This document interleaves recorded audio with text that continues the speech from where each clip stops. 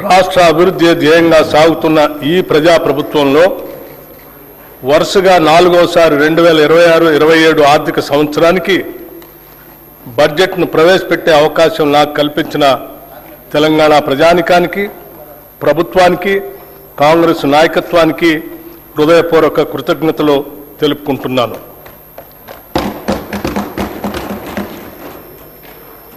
ప్రతి పౌరుడికి సామాజిక, ఆర్థిక, రాజకీయ న్యాయం అందించడమే పరిపాలన లక్ష్యం. డాక్టర్ బిఆర్ అంబేద్కర్ గారు అన్నట్లుగా డాక్టర్ బాబాసాహెబ్ అంబేద్కర్ చెప్పిన అడుగుజాడల్లోనే నడుస్తూ మా పాలన సాగిస్తున్నాం. మేం పాలకులం కాదు, ప్రజలకు సేవకులం. ప్రజలు మాకు అప్పగించిన ఈ అధికారాన్ని ఒక బాధ్యతగా భావించి ప్రజా సంక్షేమం, అభివృద్ధి ధ్యేయంగా రాష్ట్రాన్ని ప్రగతి పథంలో తీసుకుపోతున్నాం. మనల్ని మనం తెలుసుకునే ఉత్తమ మార్గం ఏమిటంటే ఇతరులకు సేవ చేయటంలో మనం మర్చిపోవటం అని ఆనాడు మహాత్మా గాంధీ చెప్పిన విషయాలను గుర్తు చేసుకుంటూ ఈ 2 ఏళ్ల పాలనలో ప్రజలకు మేమిచ్చిన వాగ్దానాలను, వారు మాపై పెట్టుకున్న ఆశలను సంతృప్తికరమైన స్థాయిలో నెరవేరుస్తూ వస్తున్నాం. గత ప్రభుత్వం చేసిన ఆర్థిక మరియు వ్యవస్థల విధ్వంసాన్ని సరిచేస్తూ పాత అప్పులను, వాటి వడ్డీలను కట్టుకుంటూనే పాలనను గాడిలో పెట్టాం.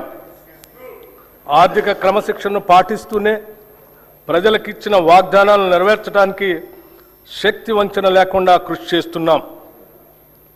అభివృద్ధిలో తెలంగాణ రాష్ట్రాన్ని దేశంలోనే నెంబర్ 1 స్థానంలో నిలబెట్టాలన్నదే మా లక్ష్యం. అందుకోసమే అహర్నిశలు శ్రమిస్తున్నాం. ఈ 2 ఏళ్లలోనే రాష్ట్రానికి రికార్డు స్థాయిలో పెట్టుబడులు తీసుకురాగలిగాం. ధీరోదాత్తుడు ఎన్నడూ తనకు ఎదురైన అవరోధాలకు బెదరుడు. అవరోధాలనే అవకాశాలుగా మలుచుకొని ముందుకు సాగుతాడు. మేమెంచుకున్న లక్ష్యాల వైపు అడుగులేయటంలో ఎన్ని అడ్డంకులు ఎదురైనా లెక్క చేయక ముందుకు సాగుతున్నాం.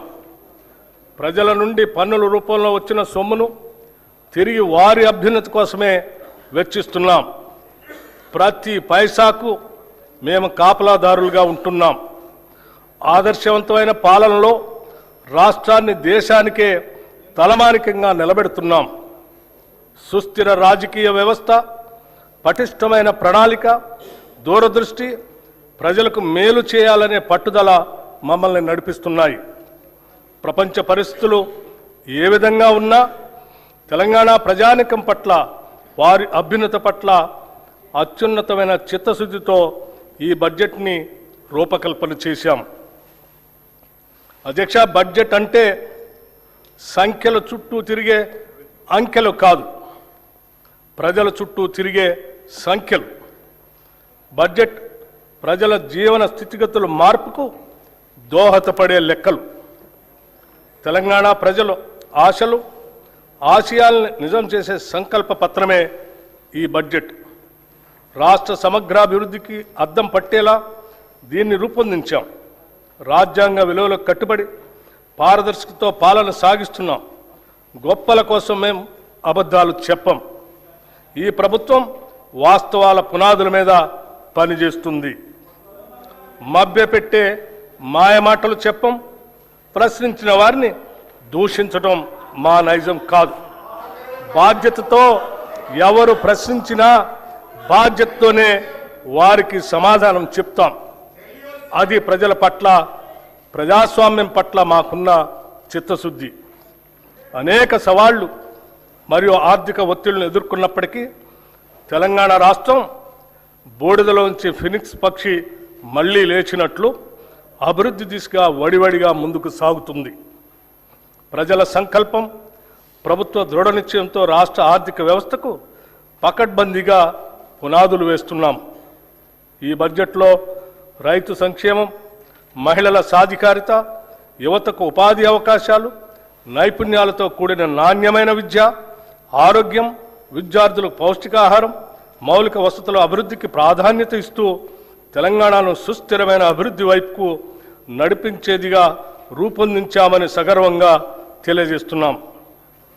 తెలంగాణ అస్తిత్వానికి మరియు సంస్కృతికి, సాంప్రదాయాలకి, పండుగలకి మా ప్రభుత్వం పెద్దపీట వేసింది. తెలంగాణ రాష్ట్ర అవతరణ దినోత్సవ రోజున కవులు, కళాకారులు, ప్రముఖులను మా ప్రభుత్వం సత్కరించింది. అందశ్రీ రచించిన జయ జయ హే తెలంగాణ గీతాన్ని రాష్ట్ర గీతంగా ప్రకటించాం. తెలంగాణ తల్లి విగ్రహాన్ని రైతు, శ్రామిక, మహిళా రూపురేఖలతో స్థానిక సంప్రదాయాలు ఉట్టిపడేలా రూపొందించాం. తెలంగాణలో అతిపెద్ద గిరిజన జాతర అయిన మేడారం సమ్మక్క సారలమ్మ జాతరను అత్యంత వైభవంగా నిర్వహించాం. వనదేవతల గద్దెల ప్రాంగణాన్ని చారిత్రక కట్టడాల మాదిరిగా రాతితో